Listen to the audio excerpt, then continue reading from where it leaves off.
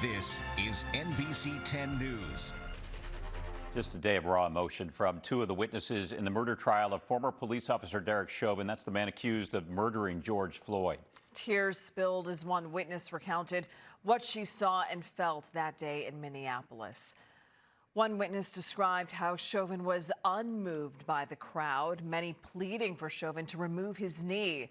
The teenage girl who recorded the video of the arrest testified that the former officer gave onlookers a cold and heartless stare. It's been nights.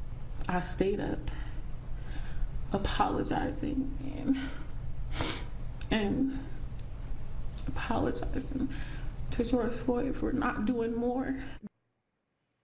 In court, Chauvin's lawyer tried to show that the crowd was getting angry, causing the officers to feel tense and distracting them from their jobs. Joining us now, NBC10 legal analyst Enrique Latoison. Enrique, thanks for being here again. We appreciate it. That kind of emotional testimony today that we saw from young witnesses describing the trauma they still live with, in fact, after watching George Floyd die. What kind of effect do you think that has on the jury? Well, I think it has a very big effect. What they were doing was they were putting themselves in what the jury would feel, showing them what it felt like to be hopeless, to see what happened, to envision it, to have that trauma of not being able to help and to be in that situation. I mean, I think it was a very smart strategy of the prosecution to make that jury feel that, to feel the moment as if they were there and what it felt like to be in that situation. Now, we heard from a few witnesses, including an off-duty firefighter who told the jury they dialed 911 and essentially called the police on the police. Here's a part of her testimony. I was concerned to see a handcuffed man who was not moving with officers with their whole body weight on his back.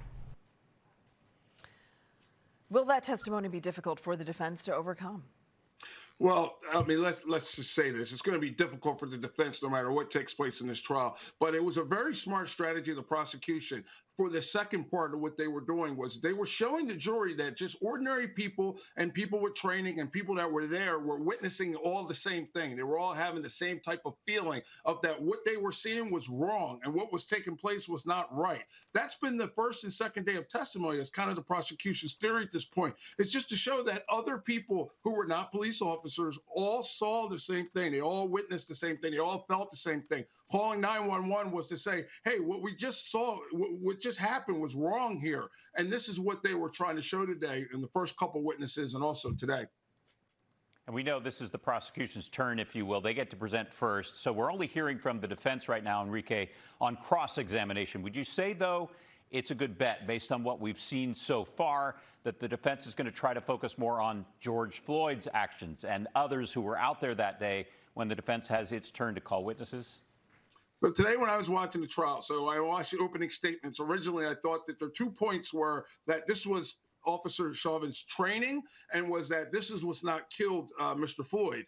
That's not what happened. So today what I started noticing was this kind of third component of their defense, which was this, that the crowd was interfering. And what they were doing was distracting the police from what they were doing. The defense also was able to point out that the paramedics, when they showed up, did a load and go. And they got the EMT firefighter to testify that a load and go takes place when you don't feel safe and you feel as though you can't give someone the actual treatment you need to do at the time. So you load them and you go. And I think that this was a very clever tactic of the defense at this point to try to paint the crowd as part of the reason that Mr. Floyd did not get the medical attention that he needed.